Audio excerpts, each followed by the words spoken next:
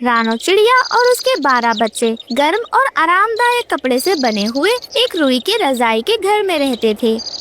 मेरे प्यारे बच्चों, बाहर बहुत ठंड है। तुम सब इस घर में ही रहो, क्योंकि इस घर में आप महफूज रहोगे और आपकी मम्मा आप सबका ध्यान रखेंगी। वे सभी बच्चे काफी खुश थे, परंतु छोटी बेटी गुड़िया को ठंड लग जाती है। वह तो ठंड से कांप रही थी और उसकी आंखें आधी ही खुल पा रही थी। माँ, मुझे बहुत ठंड लग रही है। मेरी तबीयत ठीक नहीं है। लगता है मुझे सर्दी ने जकड़ लिया है। खांसी भी आ रही है। गुड़िया बेटी, आप चिंता मत करें। मैं आपको ठीक करने के लिए डॉक्टर तोते के पास जाऊंगी। आप चिंता मत करो, वो देसी जड़ी बूटी दे देंगे और तुम उससे बिल्कुल ठीक हो जाओगी। हौसला रखो मेरी बच्ची। बाहर बर्फीली हवा चल रही थी। डॉक्टर तोते का घर तो दूर है, लेकिन मेरी बेटी गुड़िया ठीक हो जाएगी। ये मुश्किल तो कुछ भी नहीं है। रास्ते में उसे शिकारी कौवा और बाज का एक झुंड दिखता है। वे पेड़ पर बैठे थे और शिकार ढूंढ रहे थे। रानो डर जाती है और एक पेड़ के पीछे छुप जाती है। तभी एक चील कहती है, आज तो बहुत ठंड है, हमें जल्दी ही खाना ढूंढना चाहिए। हे भगवान, अब मैं क्या करूं? यहाँ से कैसे निकलूं? मेरी गुड़िया तो मेरा इंतजार कर रही होगी। उसकी दवा मुझे जल्द ही ले जानी है। डॉक्टर तोते का घर भी अभी दूर है। अब मैं क्या करूं? रानो चिड़िया उन दुष्टों से छुपने की कोशिश कर रही थी, परंतु शिकारी उसकी पूंछ देख लेते हैं। अरे, ये तो एक चिड़िया है, इसे ही पकड़ लो। और बाज और कौवा उसे पकड़ लेते हैं। वह शिकारी बाज रानो चिड़िया को अपने घर ले जाता है। इस चिड़िया को तो मैं पकाकर खाना बनाऊंगा, लेकिन इससे पहले मुझे कुछ सब्जियां लानी होंगी। तभी वह बाज और कौवा रानो चिड़िया को अपने घर में छोड़कर वहाँ से बाहर चले जाते हैं। रानो की आँख खुलती है। वह दर्द में थी, लेकिन वह हिम्मत नहीं हारती। मुझे यहाँ से भागना होगा। मेरे बच्चे मेरा इंतजार कर रहे होंगे। रानो चिड़िया हिम्मत करती है और जैसे तैसे अपने पंख फैलाती है और उड़कर वह सीधे डॉक्टर के क्लिनिक में पहुंच जाती है। डॉक्टर तोता रानो का इलाज करता है। वह उसकी परेशानी सुनकर चिंतित हो जाता है। रानो बहन, तुम्हें बहुत चोटें आई हैं, लेकिन तुम चिंता मत करो। ये दवाई तुम्हारे बच्चों को ठीक कर देगी और मैंने तुम्हारी मरहम पट्टी भी कर दी है। रानो चिड़िया की आंखों में आंसू आ जाते हैं। वह तोते का धन्यवाद करती है। आपका बहुत बहुत धन्यवाद डॉक्टर। मेरी गुड़िया को कुछ भी नहीं होना चाहिए। मैं जल्दी से घर जाती हूँ। और ऐसे ही रानो चिड़िया दवा लेकर घर लौट आती है, परंतु गुड़िया बिल्कुल ठंडी और शांत पड़ चुकी थी। गुड़िया, मेरी बच्ची, आंखें खोलो। देखो देखो, तुम्हारी मम्मा तुम्हारे लिए दवा लेकर आ गई हैं। वह छोटे छोटे बच्चे तो अपनी माँ को ऐसे रोता हुआ देख रहे थे। वह बिल्कुल शांत बैठे हुए थे। तभी उसमें से एक बच्चा बोलता है, मम्मा, क्या हमारी गुड़िया हमें छोड़कर चली गई है? रानो चिड़िया टूट जाती है। वह अपने बच्चों को समझाती है, मेरे बच्चों, कभी कभी हम पूरी कोशिश करने के बाद भी कुछ नहीं बचा सकते, लेकिन हमें हिम्मत रखनी चाहिए और एक दूसरे का ख्याल भी रखना चाहिए। गुड़िया हमें ये सीख सिखा कर गई है कि जिंदगी बहुत कीमती है। वह सभी छोटे छोटे बच्चे अपनी माँ को गले लगा लेते हैं, परंतु मुश्किलें अभी खत्म नहीं हुई थी। ठंड के साथ साथ अब दुश्मनों का खतरा भी बढ़ रहा था। रात को जब सब सो रहे थे, एक भूखी लोमड़ी उनके कंबल वाले घर के पास आ जाती है। वह खाने की तलाश में थी। अरे वाह, ये चिड़िया का घर, वाह वाह, यहाँ तो खाना होगा। आज इस चिड़िया के घर में ही हमें खाना मिलेगा। लोमड़ी सूंघती उसके घर में घुसने की कोशिश करती है। तभी एक बच्चा डरते हुए अपनी माँ से कहता है, मम्मा, कोई हमारे घर की ओर आ रहा है। लगता है कोई हमारे घर को खरोच रहा है। मेरे बच्चों, आप चुप रहो, मुझे देखना होगा कि कौन है। तभी रानो चिड़िया खिड़की से बाहर झांकती है। वह देखती है कि वहाँ पर लोमड़ी थी। लोमड़ी, ये घर हमारा है, तुम यहाँ से जाओ। तुम्हारे जैसे छोटे पक्षी मुझे डरा नहीं सकते। मैं तुम्हें खा जाऊंगी और तुम्हारे 12 बच्चों का नरम नरम मांस मुझे ठंड में गर्मी देगा। रानो चिड़िया जल्दी से अपने बच्चों को एक सुरक्षित टोकरी के अंदर छुपा देती है। फिर वह लोमड़ी को चकमा देने के लिए कंबल से बाहर उड़ जाती है। दुष्ट लोमड़ी, अगर आपको खाना है तो आप मुझे पकड़ कर दिखाओ। लोमड़ी भी रानो चिड़िया का पीछा करने लगती है, लेकिन रानो उसे पेड़ों के जाल में फंसा देती है। अरे मैं तो फंस गई, तुम्हारी चालाकी ने मुझे मात दे दी, मैं हार मानती हूँ। रानो घर वापस आ जाती है, लेकिन खतरा अभी खत्म नहीं हुआ था। कुछ दिनों बाद एक बड़ा सांप उनकी ओर रेंगता हुआ आता है। वह चुपचाप बच्चों पर नजर रखता है। ये नन्हे चूजे मेरे पेट की भूख मिटा देंगे। वह सांप धीरे धीरे घर के अंदर घुसने की कोशिश करता है। तभी एक बच्चा फिर से उस रेंगते हुए सांप को देख लेता है। माँ, यहाँ कोई रेंगता हुआ आ रहा है। अरे ये तो सांप है। बच्चों, आप अपनी जगह से हिलना मत, मैं इसे अभी भगाती हूँ। रानो जल्दी से घर से बाहर निकल जाती है और सांप का ध्यान अपनी ओर खींचती है। वह पेड़ के ऊपर से पत्ता गिराकर सांप को भटकाने की कोशिश करती है। तुम मुझे बेवकूफ नहीं बना सकती, मैं तुम्हें और तुम्हारे बच्चों को खा जाऊंगा। तभी रानो चिड़िया अपने दोस्तों को बुलाती है। बुलबुल और तोता उसकी मदद करते हैं। वह सभी मिलकर सांप पर लकड़ियाँ और पत्ते फेंकते हैं। आखिरकार सांप भी हार मान जाता है और वहाँ से भाग जाता है। कुछ दिनों बाद ठंड और ज्यादा बढ़ जाती है। इंसानों को भी जंगल से लकड़ियाँ और भोजन की जरूरत पड़ती है। एक दिन शिकारी उनके घर के पास आते हैं। अरे इस पेड़ पर तो चिड़िया का घोंसला बना हुआ है, इससे तो मुझे अच्छा शिकार मिलेगा। शिकारी अपने जाल को फैलाने लगता है। बच्चों, ये इंसान हमारे सबसे बड़े दुश्मन हैं, हम सबको साथ रहना होगा। रानो और बच्चे मिलकर जोर से शोर मचाते हैं। ये आवाज जंगल में दूर दूर तक गूंजने लगती है। दूसरे पक्षी भी उनके मदद के लिए आ जाते हैं। तभी मिट्ठू तोता कहता है, हम सब मिलकर शिकारियों को हराएंगे। बच्चों, तुम डरो नहीं, हम सब तुम्हारे साथ हैं और हम सब तुम्हारी रक्षा करेंगे। और जंगल के सभी पक्षी मिलकर उस शिकारी पर हमला कर देते हैं। वे उसकी टोपी, चश्मा और औजार गिरा देते हैं। शिकारी डरकर वहाँ से भाग जाता है। खतरों से भरा ये समय रानो और उसके बच्चों के लिए कठिन था, लेकिन उन्होंने साहस और एकता से हर मुश्किल को हरा दिया। मेरे बच्चों, आज हमने सीखा है कि चाहे दुश्मन कितना भी बड़ा क्यों ना हो, अगर हम एकजुट रहें तो कोई भी हमें हरा नहीं सकता। हमें कभी हार नहीं माननी चाहिए और हमें हमेशा अपने परिवार और दोस्तों का साथ देना चाहिए। उसके सभी बच्चे अपनी माँ को प्यार से गले लगा लेते हैं।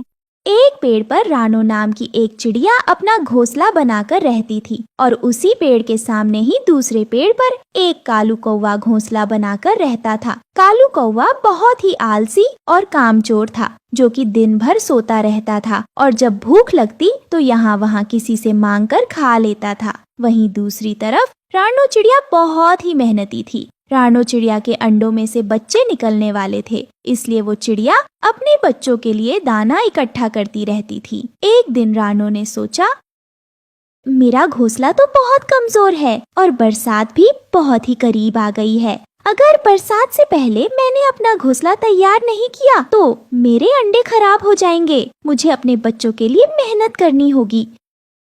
फिर रानो बहुत मेहनत करती है और कुछ ही दिनों में वो अपना नया और मजबूत लकड़ी का घर तैयार कर लेती है। अब रानो चिड़िया को बारिश और खाने की कोई चिंता नहीं थी। मैंने तो अपना पक्का लकड़ी का घर तैयार कर लिया है और खाने के लिए दाने भी इकट्ठे कर लिया है। अब मेरे बच्चे बारिश में नहीं भीगेंगे। लेकिन इस आलसी कौवे ने तो अपना घोंसला मजबूत नहीं किया और ना ही खाने का कोई सामान इकट्ठा किया। सारा दिन पेड़ पर अपने घोंसले में आराम करता रहता है। पता नहीं बरसात के दिनों में इसका क्या होगा। एक दिन रानो चिड़िया कालू कौवे के पास आई और कहने लगी, कालू भैया, आप ऐसे ही घोंसले में बैठे सोचते रहोगे या कुछ काम भी कर लिया करो। बारिश का मौसम नजदीक आ गया है। मैंने तो अपना घर पक्का कर लिया है। तुम भी अपना घर पक्का कर लो, नहीं तो बारिश में कहाँ रहोगे तुम। अरे चिड़िया बहन, तुमने अपना घर पक्का कर लिया तो अब तुम मुझे सिखा रही हो। तुम मुझे मेरा काम मत बताओ। जब बारिश होगी तो मैं देख लूंगा। तुम यहाँ से जाओ और मुझे आराम करने दो। कालू कौवे की यह बात सुनकर वो चिड़िया उदास होकर अपने घर वापस आ जाती है। मैंने तो कौवे भैया की अच्छाई के लिए बोला था। कौवे भैया तो मुझ पर ही गुस्सा हो गए। रहने दो, मेरा तो पड़ोसी होने के नाते फर्ज था उन्हें समझाना, बाकी उनकी मर्जी। इस तरह दिन बीत गए। रानो चिड़िया के घर 3 खूबसूरत से बच्चे हुए। चिड़िया बहुत खुश थी। अब बस बारिश होने ही वाली है। मेरे बच्चे भी अंडे से बाहर आ गए हैं। अब मुझे कोई चिंता नहीं।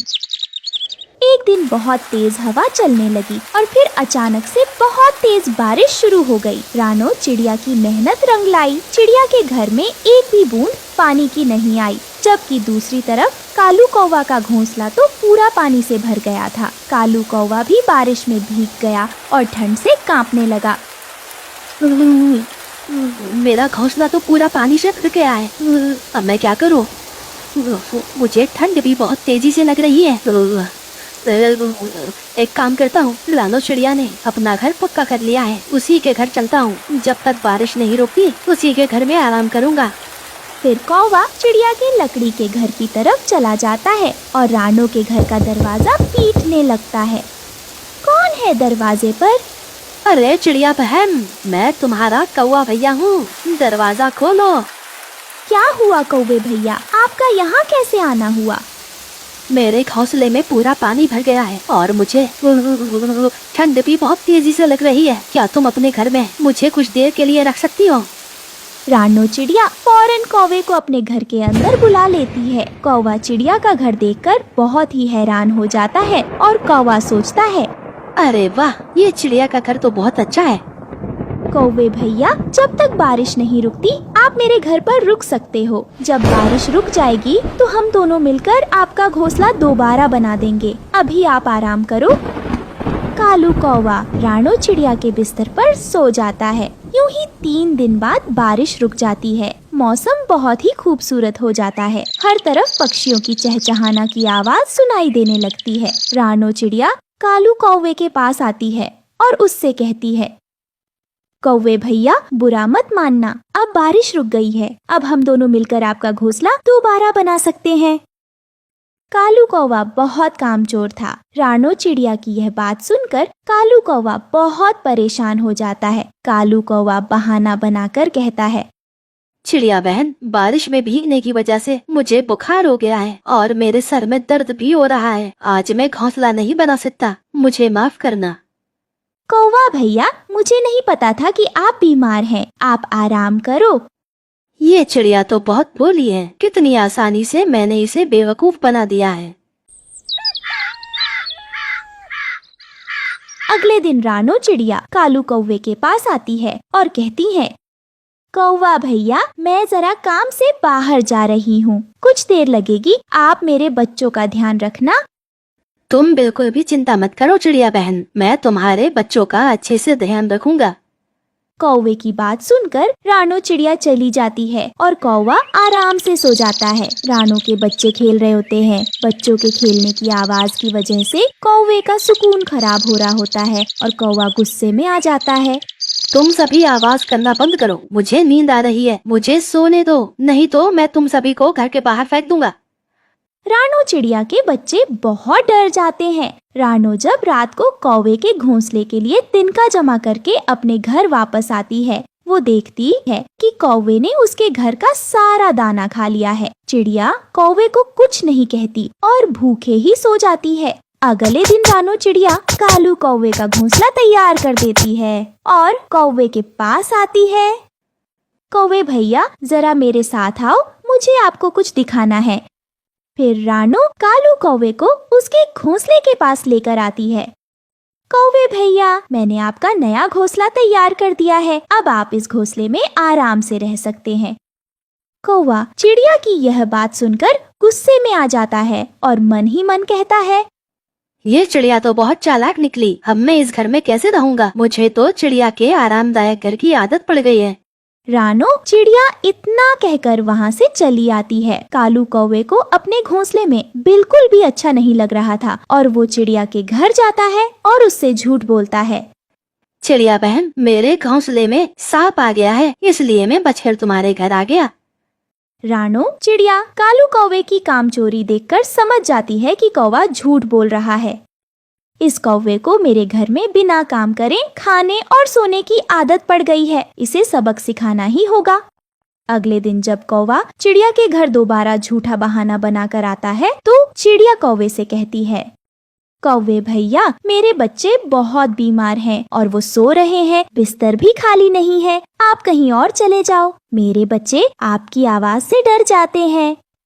कालू कौवा उसकी यह बात सुनकर वापस अपने घोंसले में आ जाता है और कहता है, इस चिड़िया को क्या हो गया? इस चिड़िया ने मुझे अपने घर में रहने से मना क्यों कर दिया? भूख भी लग रही है, अब मैं कहाँ जाऊँ?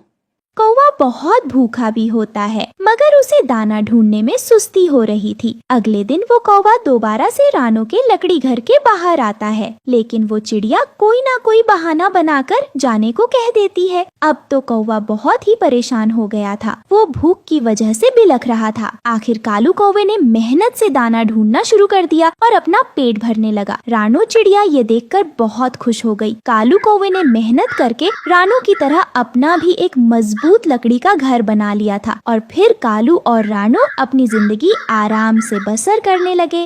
इस कहानी से हमें यह सीख मिलती है कि हमें मेहनत करके अपनी जिंदगी बसर करनी चाहिए, ना कि दूसरों के सहारे रहना चाहिए।